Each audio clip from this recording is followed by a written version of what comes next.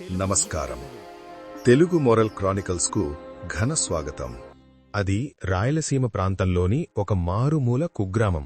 ఆ ఊరి పేరు వింటేనే చుట్టుపట్టల 10 ఊర్ల జనాలకు వెన్నులో వణుకు పుడుతుంది. ఆ ఊరి పేరు ఉడలమర్రి. ఆ ఊరికి ఆ పేరు ఊరికే రాలేదు. ఊరి పొలిమేరలో శ్మశానానికి ఆనుకొని ఒక భారీ మర్రి చెట్టు ఉంది. అది కొన్ని వందల ఏళ్ల నాటి వృక్షం. దాని ఊడలు భూమిలోకి దిగి ఒక్కోటి ఒక నల్లటి రాక్షసుడి చెయ్యిలా కనిపిస్తుంది.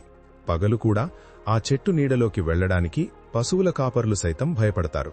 ఆ ఊడల మధ్య గాలి తగిలితే వచ్చే శబ్దం ఎవరో ఆడపిల్ల ఏడుస్తున్నట్లుగా, గొలుసులతో ఎవరో నడుస్తున్నట్లుగా వింతగా వినిపిస్తుంది. ఆ ఊరిలో ఒక భయంకరమైన నమ్మకం ఉంది.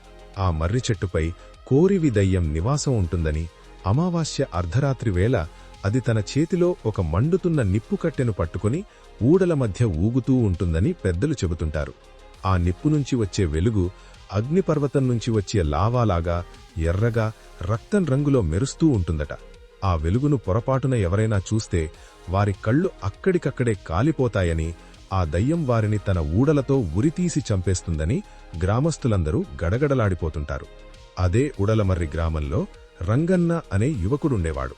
6 అడుగుల ఎత్తు, ఇనుప కండలు, గుండెల్లో ధైర్యం కాదు, అహంకారం నిండిన మనిషి. రంగన్నకు దేవుడన్నా దయ్యమన్నా అసలు నమ్మకం లేదు. ఊరి రచ్చబండ దగ్గర ముసలివాళ్లు కూర్చుని దయ్యాల కథలు చెబుతుంటే వాడు పకపకా నవ్వుతూ హేళన చేసేవాడు. ఏం తాత, ఇప్పటికీ ఆ పాతకాలం ముచ్చట్లేనా? ఆ కోరివి దయ్యం నా ముందుకొస్తే దాని చేతిలో ఉన్న నిప్పుతోనే నా చుట్టకు నిప్పు అంటించుకుంటా, దమ్ముంటే నన్నాపమనండి అని మీసం మెలేసి సవాలు విసిరేవాడు. రామయ్య తాత కళ్ళు పెద్దవి చేసి, ఒరే రంగన్న, నోరదుపులో పెట్టుకో, అది సామాన్యమైన ఆత్మ కాదు, పగతో రగిలిపోతున్న శక్తి. ఆ ఉడలమర్రి జోలికి వెళ్లినవాళ్లెవరూ మళ్లీ మనుషులుగా తిరిగి రాలేదు అని హెచ్చరించాడు. కాని రంగన్న గర్వం వాడి కళ్ళు కప్పేసింది. ఆ రోజు శ్రావణమాసపు ఘోరమైన అమావాస్య. సాయంత్రం నుంచే ఆకాశం నల్లటి మేఘాలతో కమ్మేసింది. అసలే చీకటి, ఆపై చినుకులు పడుతున్నాయి. గాలి భీభత్సంగా వీస్తూ చెట్ల కొమ్మలను విరగ్గొడుతోంది. ఊరంతా గాలివాన భీభత్సంగా ఉంది. రంగన్న తన స్నేహితులతో కలిసి మద్యం తాగి పూర్తి మత్తులో ఉన్నాడు. మాటల మధ్యలో మళ్లీ ఆ మర్రి చెట్టు ప్రస్తావన వచ్చింది. ఈరోజు అమావాస్య కదా, ఆ దయ్యం ఖచ్చితంగా బయటకు వచ్చి ఉంటుంది. ఎవరికైనా ధైర్యముంటే అక్కడికి వెళ్లి ఆ చెట్టు ఊడను నరికి తీసుకురండి అని ఒక స్నేహితుడు రెచ్చగొట్టాడు. మత్తులో ఉన్న రంగన్నకు పౌరుషం తలకెక్కింది. నా గుండెల్లో దమ్ముందిరా, ఆ దయ్యం నాకేం చేస్తుంది? ఇప్పుడే వెళ్లి ఆ చెట్టు ఊడను నరికి తీసుకొస్తాను, లేకపోతే నా పేరు రంగన్నే కాదు అని గొడ్డలి పట్టుకుని బయలుదేరాడు. వాడి భార్య లక్ష్మి కాళ్లావేళ్లా పడింది. ఏమండి, వద్దు, నా మాట వినండి, ఈ రాత్రికి బయటికి వెళ్లకండి, ఆ చెట్టు దగ్గరికి వెళ్లినవాళ్లు ఎవ్వరూ బాగుపడలేదు అని ఏడ్చింది. కాని రంగన్న వినలేదు. లక్ష్మిని విదిలించుకుని చీకటిలోకి నడకసాగించాడు. దారి పొడవునా కుక్కలు వింతగా దీనంగా ఊళ్లవేస్తున్నాయి. రంగన్న తన చేతిలో ఉన్న చిన్న టార్చ్ లైట్ వేసుకుంటూ అడవి బాట పట్టాడు. అడుగుతీసి అడుగు వేస్తుంటే ఎండుతాకులు చిటపటమంటున్నాయి. చుట్టూ ఉన్న గాలి ఒక్కసారిగా వేడెక్కినట్లు అనిపించింది. వాడు అడవి లోపలికి వెళ్లే కొద్దీ వాతావరణం భయంకరంగా మారుతోంది. టార్చ్ లైట్ వెలుతురులో చెట్ల నీడలు పెద్ద పెద్ద భూతాల్లా కనిపిస్తున్నాయి. ఎక్కడో దూరంగా గూబలు అరుస్తున్న శబ్దం, అప్పుడప్పుడు ఏదో వింత జీవి తన వెనకే నడుస్తున్నట్లుగా వినిపిస్తున్న అడుగుల చప్పుడు రంగన్నను ఉలిక్కిపడేలా చేస్తున్నాయి. కాని వెనక్కి తగ్గితే తన పరువు పోతుందని వాడు మొండిగా ముందుకు సాగాడు.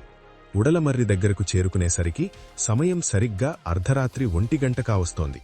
ఆ చెట్టు ఆకారం చీకటిలో ఒక వింత భూతంలా కనిపిస్తోంది. గాలి లేకపోయినా ఆ చెట్టు ఊడలు వింతగా ఊగుతున్నాయి.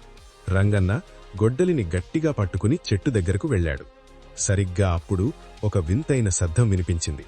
ఎవరో గొలుసులతో నడుస్తున్నట్లు, గొలుసుల చప్పుడు నేలకు రాసుకుంటున్నట్లు వినిపిస్తోంది.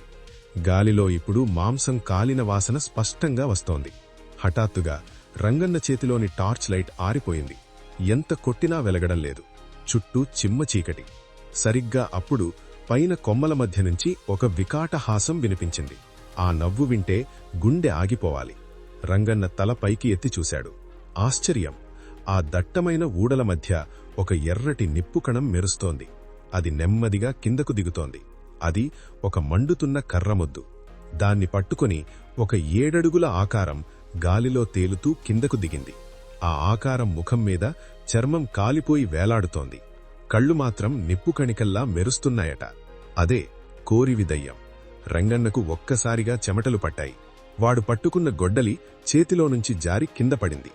ఆ దయ్యం భయంకరంగా నవ్వుతూ, ఏరా రంగన్న, నా చేతి నిప్పుతో చుట్ట అంటించుకుంటావన్నావు కదా, ఇదిగో రా అంటించుకో అని ఆ మండుతున్న మొద్దును రంగన్న ముఖం దగ్గరకు తెచ్చింది.